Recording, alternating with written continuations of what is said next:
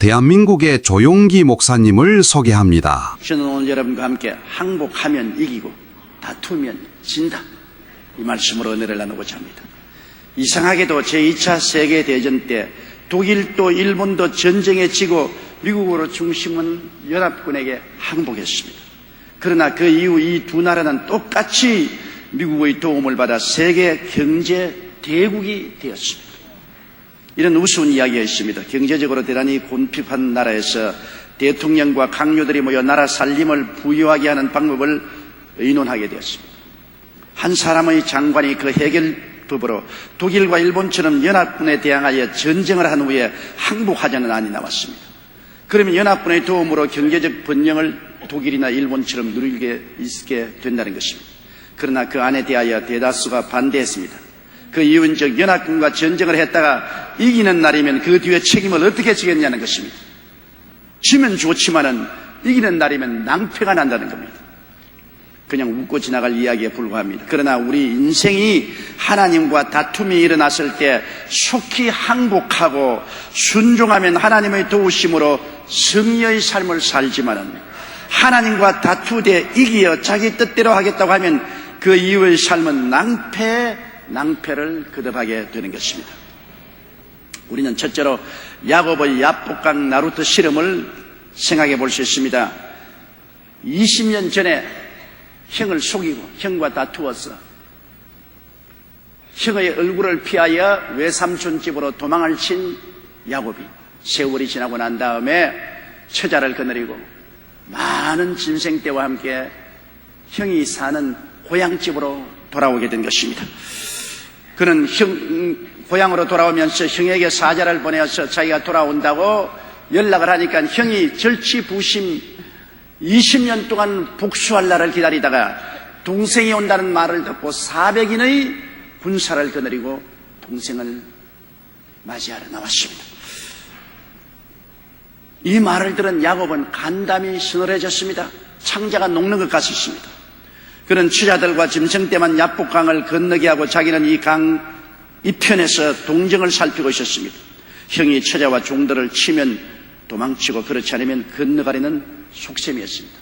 처자들은 죽더라도 자기는 살아야 되겠다는 것입니다. 창세기 32장 11절에 보면 내가 주께 간구하오니 내 형의 손에서 에서의 손에서 나를 건져내시옵소서. 내가 그를 두려워하오면 그가 와서 나와 내 처자들을 칠까 겁내민이더라고 야곱은 하나님께 기도했습니다. 자기 혼자 야복 나루터 이편에서 쪼그리고 앉아서 정황을 살피고 있는데 갑자기 어둠 속에서 한 장정이 나타나서 야곱하고 실험이 벌어졌습니다. 주쳤건대 그 장정은 가족들을 다 강 건너 보내놓고 너 혼자 있느냐, 너도 가족과 함께 그곳으로 건너가라.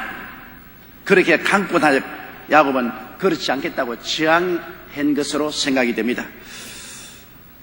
창세기 32장 24절에 보면 야곱은 홀로 남았더니 어떤 사람이 날이 새도록 야곱과 실험했다. 아무 이유 없이 실험할 택이 없습니다. 그 장정은 야곱 보고 야, 이 약속 빠른 놈아, 처자는 죽어도 너는 살겠다는 법이 있느냐? 함께 건너가라. 그러나 야곱은 처자는 죽더라도 내가 살아야지. 난 못 건너가요. 그래서 다툰 것에 틀림이 없습니다.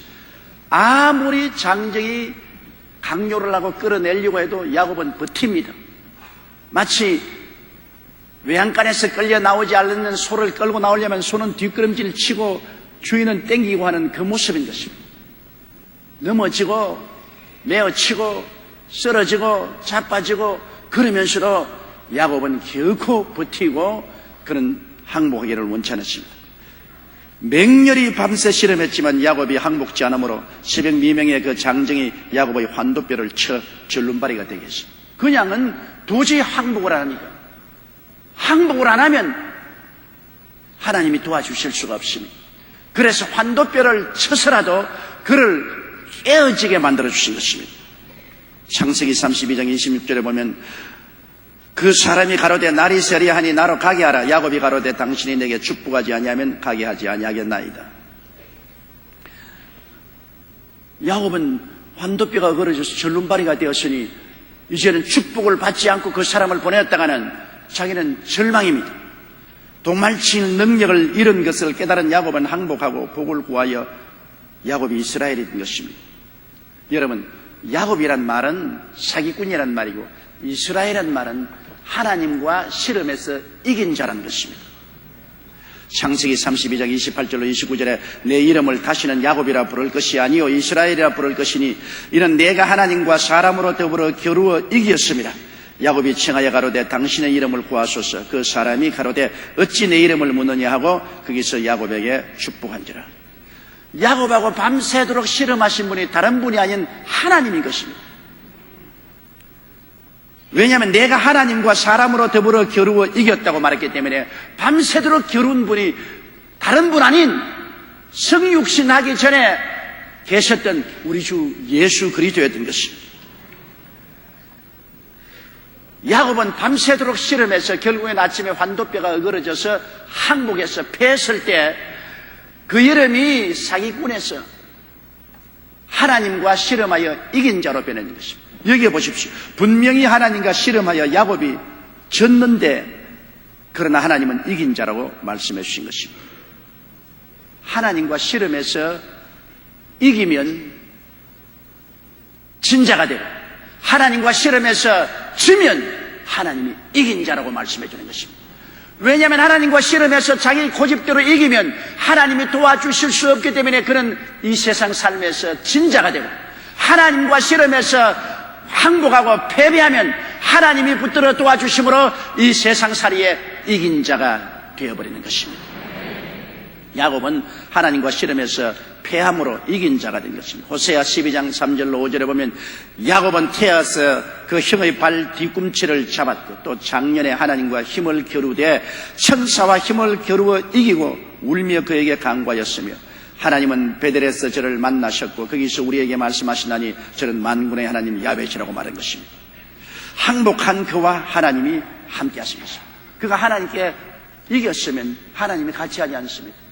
하나님께 지고 항복했기 때문에 하나님은 야곱을 이스라엘 하나님과 씨름해서 이긴 자로 명명해 주시고 그와 같이 한 것입니다. 이사야 41장 14절로 16절에 지렁이 같은 너 야곱아 너 이스라엘 사람들아 두려워 말라. 나 야훼가 말하니 내가 너를 도울 것이라. 내 구속자는 이스라엘의 거룩한 자니라. 보라 내가 너로 이가 날카로운 새 타작기계를 삼으리니 내가 산들을 쳐서 부스러기를 만들 것이며 작은 산들로 기각게 할 것이라. 내가 그들을 까부른 적 바람이 그들을 날리겠고 회리바람이 그것을 흩어버릴 것이로되 너는 야훼로 인하여 즐거워하겠고 이스라엘의 거룩한 자로 인하여 자랑하리라. 지렁이 같은 야곱입니다. 하나님 앞에 졌습니다. 이제는 두 손 들었습니다. 아무런 발부동을 칠 수 없는 지렁이 같이 되었습니다. 그러나 하나님은 뭐라고 말합니까? 지렁이 같은 너 야곱아 너 이스라엘 사람들아 두려워 말라. 나 야훼가 말하니 내가 너를 도울 것이라. 지렁이가 되면 하나님이 도와주시는 것입니다. 살아서 파동거리면 하나님이 도와줄 수가 없으신 것입니다. 하나님이 같이 계시면 이가 날카로운 새 타작기계를 삼아서 산들을 쳐서 부스러기를 만들며 작은 산들로 기각게 할 것입니다. 지렁이가 된 우리가 기도하면 우리의 기도는 이가 날카로운 타작기계가 되는 것입니다. 무시무시한 능력으로 우리에게 다가오는 크고 적은 산들을 부서뜨려서 성령의 능력으로 바람에 날릴 수가 있게 되는 것입니다. 야곱이 깨어져서 항복하고 하나님이 같이 계시니 그를 죽이려고 한 형의 마음도 변화되어 버리고 말한 것입니다. 형이 400인의 군대를 거느리고 올 때는 분도 막심하여 한 칼에 야곱을 날려버리려고 작정하고 왔습니다만 야곱은 이미 하나님의 사람이 되었으므로 하나님이 같이 계시니 에서의 마음을 하나님이 변화시켜버리고 말한 것입니다. 창세기 33장 4절에 보면 에서가 달려와서 그를 맞아서 안고 목을 어긋맞기고 그와 입맞추고 피차 운이라고 말한 것입니다. 죽이려고 온 사람이 동생을 얼싸안고 목을 어긋맞기고 울었으니 그 마음에 크나큰 감동과 변화를 가져온 것은 하나님의 능력이었습니다. 에서가 가로되 우리가 떠나가자 내가 너희 앞잡이가 되리라. 죽이려 온 에서가 오히려 야곱을 보호하고 인도하는 앞잡이가 되겠다고 자원하게 된 것입니다. 죽이려고 불같이 달려온 사람들이 하나님의 역사로 일시에 야곱을 오히려 호위하는 호위대가 된 것입니다. 사람이 상상할 수 없는 기적을 하나님이 행하신 것입니다. 오늘날 또 한 가지입니다, 여러분. 우리가 하나님께 지면 하나님이 우리를 이기게 해주시고, 하나님께 이기면 우린 집니다. 그런데 야곱처럼 좀처럼 우리가 지려고 하지 않습니다. 하나님과 우리는 너무나 씨름을 많이 합니다. 하나님이 이렇게 하라고 하면 안 하겠다고 씨름을 하는 것입니다. 주일인데 교회 가라, 안 가겠습니다. 씨름을 합니다. 11조 내라, 못 내요. 씨름을 합니다. 전도하라, 부끄러워할 수가 없어요. 안 해요. 우리는 너무나 하나님과 씨름을 많이 합니다. 야곱은 환두뼈를 쳐서 어그러져서 절름발이가 되어 절망에 처하니까 항복했습니다. 오늘 우리도 한 가지요. 저는 시골에서 자랐을 때 늘 그 이야기를 들었습니다. 시골에는 소가 재산 미천이 아닙니까? 집에 불이 나서 타게 되면 먼저 소부터 끌어내야 됩니다. 소가 있으면 그 집은 다시 일어날 수 있지만 소를 잃어버리면 일어나지 못하죠. 불이 활활 붙는데 마구간에 들어가서 소를 끌어서 아무리 끌어내려도 소는 안 나옵니다. 불이 활활 타니까 마구간에서 안 나오려고 그래요. 어떻게 소를 끌어내냐? 여물통을 뒤에 엎어야 되는 것입니다. 소가 보는 앞에서 자기가 먹는 밥통인 여물통을 뒤에 엎어버리면 소는 순순히 끌려 나옵니다. 소생하게 여물통이 뒤에 엎어지는 것 보니 이건 내 집이 아닌구나. 이제는 여기에 끝이 났다. 사람도 소처럼 아무리 하나님이 따라오라 해도 안 따라올 때 사람의 여물통을 뒤에 엎어버리면 나옵니다. 제가 45년 목회하면서 보니까 병으로 때려도 회개하지 않은 사람이 사업이 망하면 손들고 나옵니다. 밥통이 엎어지면 이거 더 이상 살 수 없구나 손들고 나온다. 그래서 우리들은 하나님께 매를 맞아야 항복을 하게 되니 이 안타까운 일이 아닙니까? 매를 맞기 전에 항복하고 나오면 승리의 삶을 할 수 있습니다. 우리가 너무나 크고 적은 일에 하나님과 다투고 씨름을 하고 있는 것입니다. 오늘 둘째 생각하고 싶은 것은 겟세마네 동산의 예수님 보십시오. 예수님도 하나님의 명령을 받고 난 다음에 그는 몸부림을 쳤습니다. 그 마음속에 야곱이 약복강 나루터에서 씨름한 것처럼 자기와 씨름하셨습니다. 예수님도 사람으로 오신 이상 인간적인 삶의 애착으로 하나님께 순복하려고 할 때 많은 고통을 당하셨습니다. 세상 죄를 지고 십자가에 죽으실 것을 생각하고 심히 번뇌했습니다. 마태복음 26장 38절에 보면 이에 말씀하시되 내 마음이 심히 고민하여 죽게 되었으니 너희는 여기 머물러 나와 함께 깨어있으라 하시고, 예수님이 겟세마네 동산에 기도하러 들어가실 때 제자들로 말씀하기를 내 마음이 심히 번뇌하여 죽게 되었다. 마음이 죽을 정도로 번뇌라.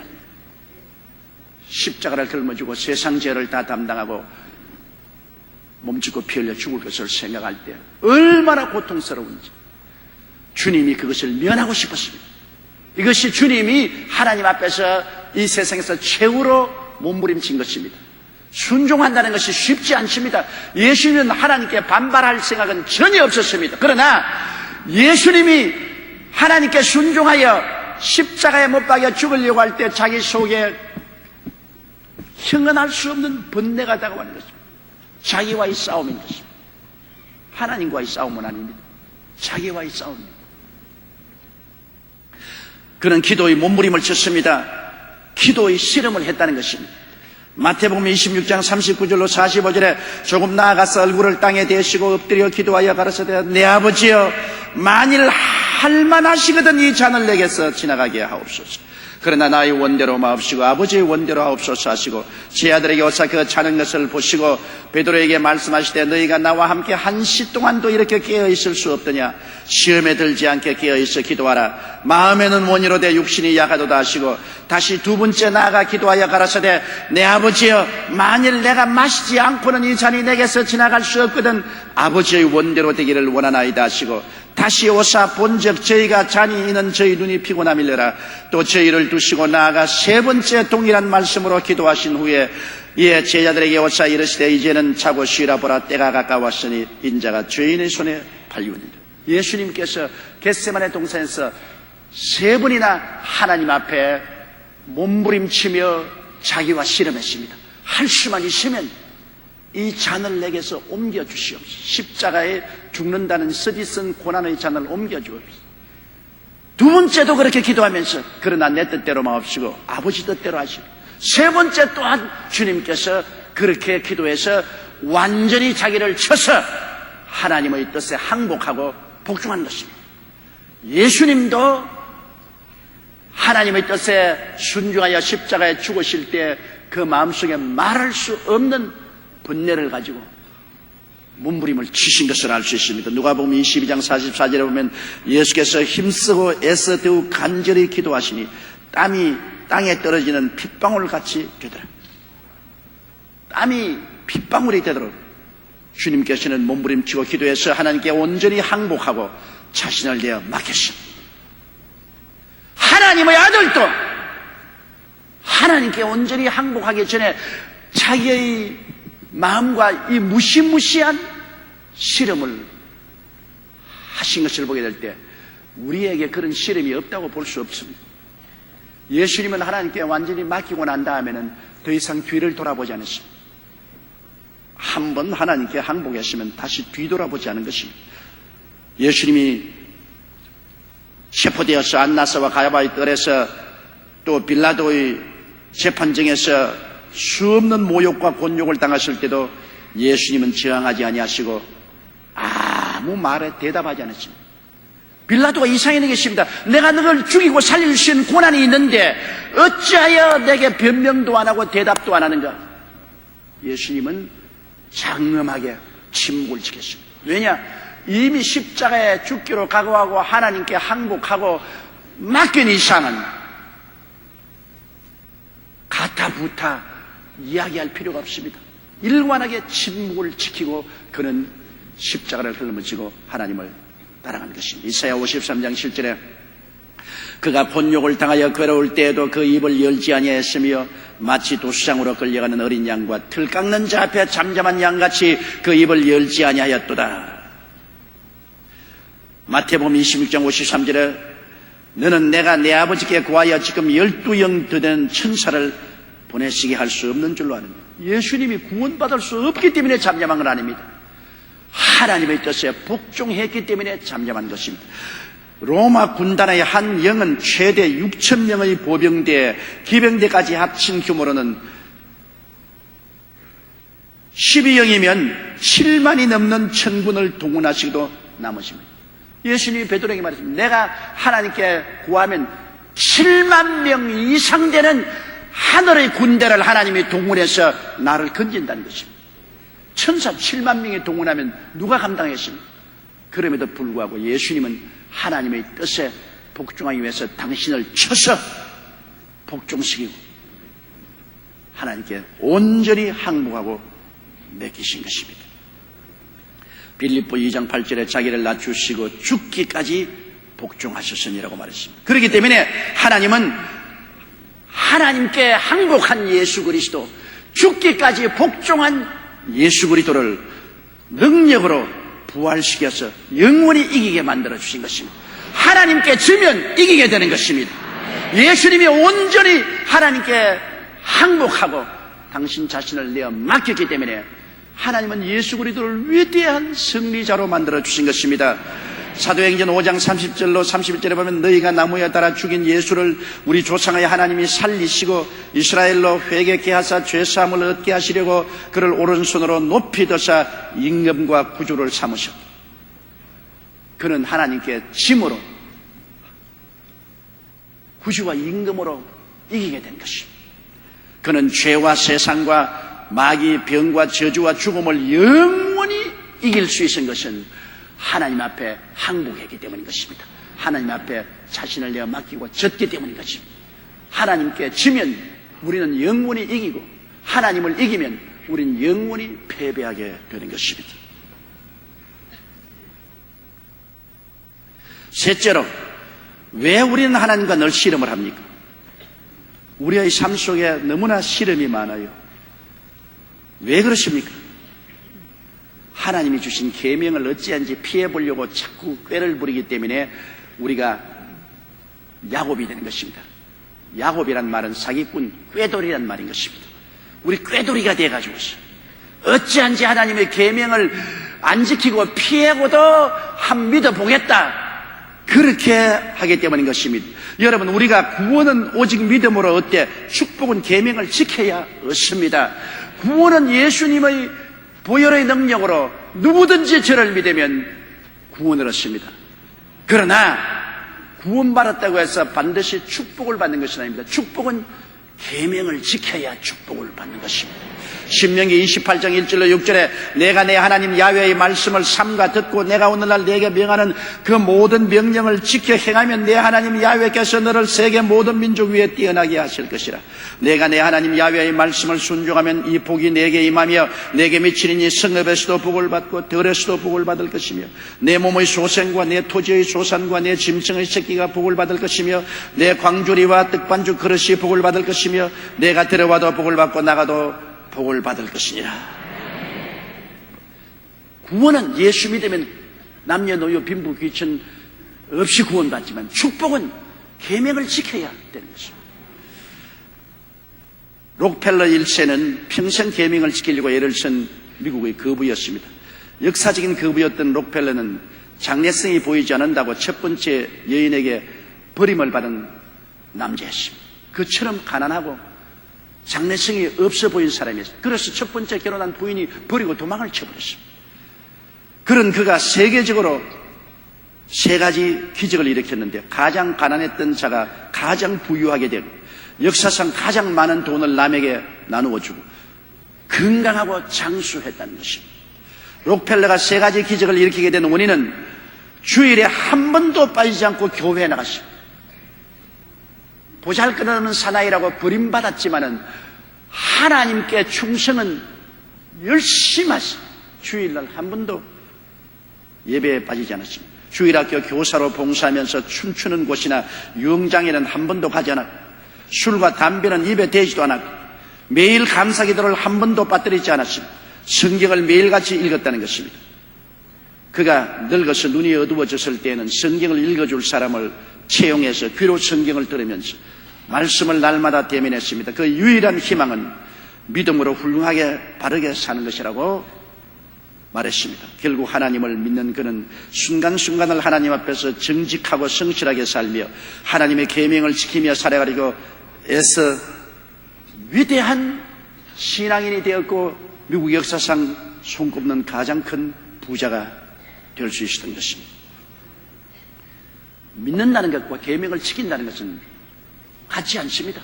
많은 믿는 사람들이 계명을 안 지키려고 하나님과 씨름을 합니다. 그러나 하나님과 동행하기 위해서는 계명을 지켜야 합니다. 계명은 하나님의 성품입니다. 오늘 많은 가정이 이혼하지 않아요. 왜 이혼합니까? 성격 차이로 이혼한다고 합니다. 남편과 아내가 성격이 맞지 않으면 자꾸 충돌하기 때문에 같이 살지 못하고 이혼하는 것입니다. 하나님과 우리도 성격 차이가 생겨서 자꾸 충돌하면 안 되죠. 하나님의 성격은 무엇입니까? 십계명입니다. 계명은 하나님의 성격이요 품성입니다. 우리가 하나님의 품성에 복종하고 따라가야 하나님과 동행할 수 있지. 하나님의 품성을 거역하고 내 뜻대로 살려고 하면 하나님과 성격 차이로 부딪혀서 결국엔 하나님과 다투게 되죠. 우리는 항상 계명과 다투고 씨름하는 나쁜 하나님의 자녀들입니다.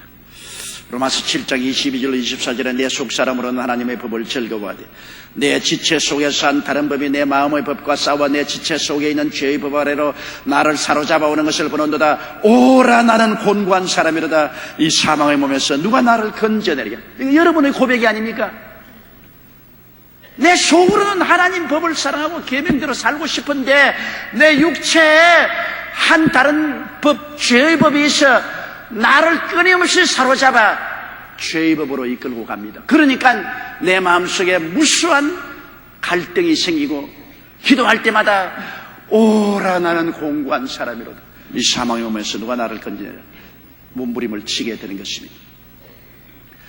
그뿐 아니라 삶의 우선순위로 하나님과 늘 실험을 하는 것입니다. 하나님은 먼저 할 건 먼저 하고 나중에 할 건 나중에 하라. 그 나라와 그 의를 먼저 구하라. 그래야 이 모든 것을 더하시라. 그런데 우리는 하나님의 나라와 하나님의 의를 먼저 구하는 것보다는 내 개인의 생각과 욕심을 먼저 하겠다는 것입니다. 이 때문에 하나님과 실험하게 됩니다. 하나님은 하늘나라와 하늘의를 먼저 하고 그 다음 너희 일을 하라. 아니올시다. 내 생각과 내 욕심을 먼저 하고 그 다음 내가 하나님이라 하겠습니다. 대학을 나다가 군대에 들어간 육군 신병이 군대 생활하면서 일생 추억에 남을 만큼 좋은 군인이 되겠다 하는 생각을 가지고 자기보다 선배된 병장에게 물었습니다. 군인 생활을 좀 깨끗하게 명예롭게 하고 싶은데 어떻게 하면 좋겠습니까? 자세히 가르쳐 주십시오. 선배는 병장은 껄껄 웃으면서 군대 생활을 성공적으로 하는 것은 간단하다. 무조건 하고 상사에게 복종만 하면 된다. 군대 생활이라는 것은 명령에 복종하는 생활이니까 서라면 쓰고 앉으라면 하고 자라면 자고 깨라면 깨고 전쟁에 전진하라면 하고 죽으라면 죽고 복종만 하면 군대 생활 잘할 수 있다. 한참 만에 사병이 또 물었습니다. 그러면 군대에서 대령님이 명령을 하는데 중령님은 또 다른 명령을 하고 소령님은 또 다른 명령을 하고 대위님은 또 다른 명령을 하면 어느 명령을 따라야 됩니까? 그러니까 그 병장이 껄껄 웃으면서 야 이 사람아 명령이 여러 계통에서 나올 때는 제일 높은 사람의 명령만 들으면 된다. 우리가 이 땅에 살면서 제일 높은 분이 누굽니까? 하나님이죠. 어떤 명령이 와더라도 우리는 하나님 명령에 복종만 하면 되는 것입니다. 하나님의 명령에 복종 안 하고 다른 명령을 듣고 가려니까 갈등이 생기죠. 내 인간의 명령, 마귀의 명령을 따르려고 하니까 우리의 갈등이 생기는 것입니다. 여러분, 하나님의 나라 그 영광과 예수님의 뜻을 우선 구하면 우리 마음속에 편안하게 되죠. 온 나라를 떠들썩하게 한 부정이나 사기 사건의 장문인들이 교회에 출석하는 교인들이 많지 않아요. 오늘날 텔레비에 철관왕에 채여서 가는 많은 사람들이 그 가운데 성도들이 있고 집사, 안수집사, 장로, 목사까지도 있습니다. 그건 왜냐? 그 사람들이 예수 그리스도를 안 믿어서 그런 것이 아닙니다. 삶의 우선순위를 바꾸었다가 그런 일을 당하는 것입니다. 그렇다고 그 사람들이 구원 안 받은 건 아닙니다. 구원을 받았지만 복을 받지 못했습니다. 왜? 삶의 우선순위를 바꾸어서 하나님의 나라와 하나님의 의보다도 내 생각과 내 욕심을 먼저 쫓다가 그런 어려움에 처하게 된 것입니다. 우리의 실험이 그것입니다. 우스운 일이 아닙니다. 우리도 항상 매일매일의 생활에 그 나라와 그 일을 먼저 구하는 것보다도 나의 생각과 나의 욕심을 먼저 구하려고 하는 몸부림이 있습니다. 이것이 우리의 삶의 현실적인 실험인 것입니다. 호세아 12장 6절에 그런즉 너희 하나님께로 돌아와서 인애와 공의를 지키며 항상 너희 하나님을 바라보라고 했습니다. 사명의 부르심에 우리가 복종하지 않으므로 늘 실험을 하지요. 요나 보십시오. 하나님께서 요나에게 니느웨로 가서 회개하지 아니하면 20여일 만에 니느웨를 멸망시키겠다. 그렇게 전하라했어요. 아수르의 수도 니느웨가 멸망받는 것은 이스라엘에게는 좋은 일입니다. 왜냐하면 아수르가 늘 이스라엘을 침공했기 때문에. 그러므로 요나는 애국심이 발로해서 그런 하나님의 명령에 불복종하고 요바에서 배를 타고 니느웨 정반대인 다시스로 도망을 쳤어요. 그렇기 때문에 하나님과의 갈등이 났죠. 도망치는데 그냥 가만히 있습니까? 파도가 대자가여 배 안에서 어마어마한 풍랑을 겪고 결국에는 사공들이 그를 물에 던지는 큰 시련에 부딪히게 된 것입니다. 왜 그런 갈등이 오고 그런 시름이 옵니까? 사명의 부르심에 불복종하기 때문인 것입니다. 전도, 봉사, 선교, 헌신, 희생 등의 하나님의 특별 명령이 임했을 때 이를 저항하는 것입니다. 나는 오늘 또 차 타고 들어오면서 저 입구에서부터 우리 집사님들이 새벽에 와서 안내하는 것을 보고 마음에 감동을 느낍니다. 나는 올 때마다 느낍니다. 누가 시킨 것도 아니고 월급 받은 것도 아니고 고용 받은 것도 아닌데 새벽 5시쯤 벌써 나와서 일하자면은 벌써 2시, 3시에 일어나서 준비하고 나와야 됩니다. 왜 그러냐? 하나님의 사명을 수행하기 위해서 순종하기 때문에 그렇습니다. 사명을 순종한다. 하나님이 하라고 하신 일에 순종하지 아니할 때는 하나님과 씨름을 하게 됩니다. 성령의 역사로 하나님이 하라고 하는데 자기는 안 하겠다고 씨름을 하게 되는 거죠. 결국 씨름해서 이기면 지고 져야 이기는 것입니다. 어떠한 목사 한 분이 기도하는 중에 하나님께서 일본에 가서 선교사가 되라 그러겠는데 그는 하나님 내가 교회를 한국에서 세워서 일본으로 많은 선교사를 파견하겠습니다. 그리고 순종하는 심 자기 생각으로 하나님의 뜻을 변혁시키려고 하는 것입니다. 하나님은 너가 일본에 가라 하는데 아니요 나는 한국에서 교회를 세워서 많은 선교사를 양성해서 일본으로 보내겠습니다. 그렇다고 해서 하나님이 기뻐할 줄 아느냐?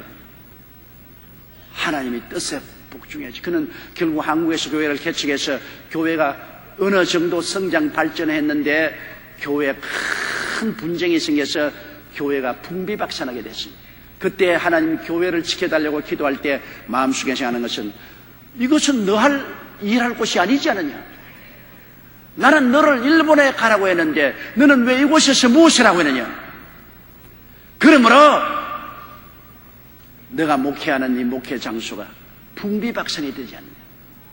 그는 크게 회개하고 그 교회를 다른 사람이 맡기고 일본으로 건너가서 지금 일본에서 성공적인 선교 활동을 하고 있는 것입니다. 우리가 하나님의 사명의 부르심에 불복종할 때 끊임없는 실험을 하게 되는 것입니다. 여러분, 우리에게는 크고 작은 사명이 하나님께로부터 임하십니다. 그 임하신 사명을 등한히 여기면 안 됩니다. 그것에 복종할 때 우리 하나님께서 우리에게 복을 나려 주시는 것입니다. 중국의 순임금이 하루는 신하들을 불러놓고 이렇게 명령을 했습니다. 이제 내가 너희에게 망태기 하나씩을 줄 테니 내가 정하는 우물에 가서 물을 하나 가득히 망태기에 담아서 오너라. 그런데 15명의 신하에게 망태기 하나씩 주었는데 여러분 생각해보시죠. 망태기는 응성하게 구멍이 뚫렸는데 물을 어떻게 망태기에 담아옵니까? 14명의 신하는 망태기를 가지고 도망을 쳐버렸습니다. 망태기에 물을 담아오라는 임금님이 세상에 어디 있느냐? 못 담아오다가는 혼이 날 테니까 에라 주랭당을 치자고 도망을 치는데 그 중에 한 사람은 우물에 가서 망태기에 물을 담습니다. 두레박으로 물을 퍼서 망태기에 부으니까 다 빠져버렸죠. 또 퍼서 담고 또 퍼서 담고 아침부터 해가 질 때까지 물을 퍼 담았습니다. 사람들이 보고 다 배를 잡고 있으면 저는 멍청이 같은 놈이 어디 있냐. 그러나 이 사람은 임금님이 명령했기 때문에 자기는 불합리한 일이라도 명령에는 복종해야 된다. 저녁에 되어서 이젠 우물에서 물이 없습니다. 하도 퍼서 망태기에 부었기 때문에 우물에 물이 없었어요. 그래서 물이 있는가 없는가 살펴보려고 우물 밑에다 보니까 우물 밑바닥에 큰 금덩어리 하나가 있습니다. 그는 금덩어리를 건져내었습니다.